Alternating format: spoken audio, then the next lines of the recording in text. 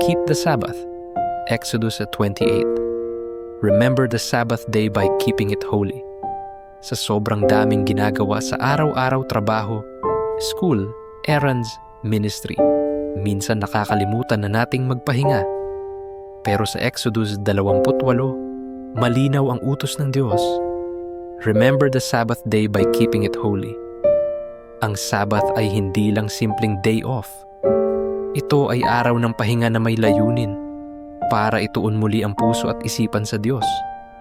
Hindi lang ito physical rest, kundi spiritual reset.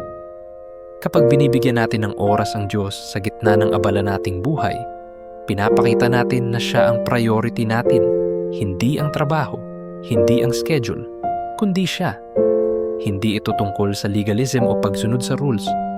Ito ay paanyaya ni Lord na magpahinga sa Kanyang presensya, mag-reflect, magpasalamat, at mag-recharge hindi lang katawan kundi kaluluwa. Kapatid, kailan ka huling nagsabat?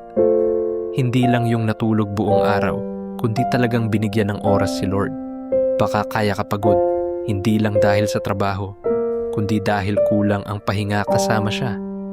Baka ito na ang paalala na kailangan mong huminto sandali, hindi para maging tamad, kundi para muling mapuno ng Kanyang lakas. Tara, manalangin tayo. Panginoon, salamat sa Sabat, isang araw ng pahinga na kasama ka. Patawarin mo ako kung minsan ay mas inuuna ko ang trabaho kaysa sa iyo. Turuan mo akong magpahinga sa presensya mo at bigyan ng panahon ng kaluluwa ko na mapuno ng kapayapaan at pagmamahal mo. Sa pangalan ni Jesus, Amen.